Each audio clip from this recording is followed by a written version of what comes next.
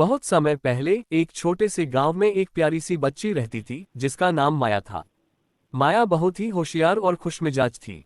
वह हमेशा अपनी माँ और पिताजी के साथ खेलती, गाती और हंसती रहती थी। लेकिन माया को एक खास बात पसंद थी। वह बहुत चाहते हुए ख्वाबों में खो जाती थी और उन ख्वाबों में एक अद्भुत दुनिया का सपना देखती थी। वह अक्सर सोचती कि अगर उसे एक दिन अपनी ख्वाबों की दुनिया में जाने का मौका मिले तो वह क्या करती। माया के पास एक पुरानी किताब थी जिसमें अजीबोगरीब और रंग बिरंगे चित्र थे। ये किताब उसकी दादी से मिली थी, जो उसे अक्सर सुनाती थी कि अगर कोई बच्चा अपने सपनों में पूरा विश्वास करता है तो वह उन सपनों को साकार भी कर सकता है। माया को यह बातें बहुत भाती थीं और उसने ठान लिया कि वह किसी दिन अपनी ख्वाबों की दुनिया में जरूर जाएगी। एक दिन माया अपने बगीचे में खेल रही थी, तभी अचानक उसने सुना कि कोई आवाज आ रही है। वह धीरे धीरे उस आवाज की ओर बढ़ी और देखा कि एक सुंदर सी तितली उड़ती हुई आ रही थी। तितली ने माया को देखा और बोली, तुम्हारी आंखों में एक रहस्यमयी चमक है माया। क्या तुम चाहोगी कि मैं तुम्हें तुम्हारे ख्वाबों की दुनिया में ले चलूं?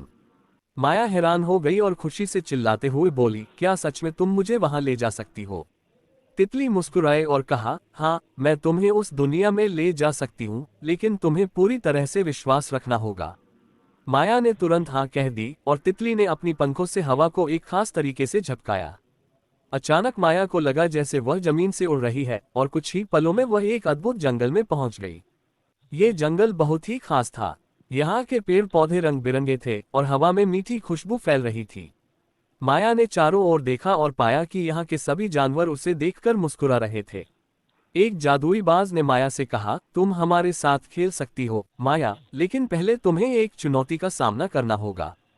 माया थोड़ी घबराई, लेकिन तितली ने उसे दिलासा दिया, डरो मत, तुम इसे आसानी से पूरा कर सकती हो।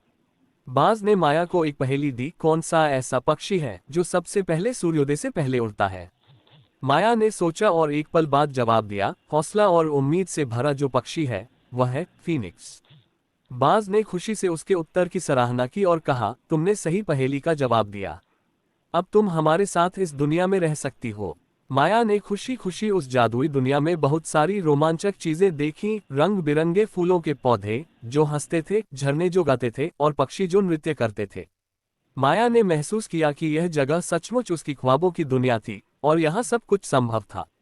समय की परवाह किए बिना माया यहाँ दिन रात आनंदित रही।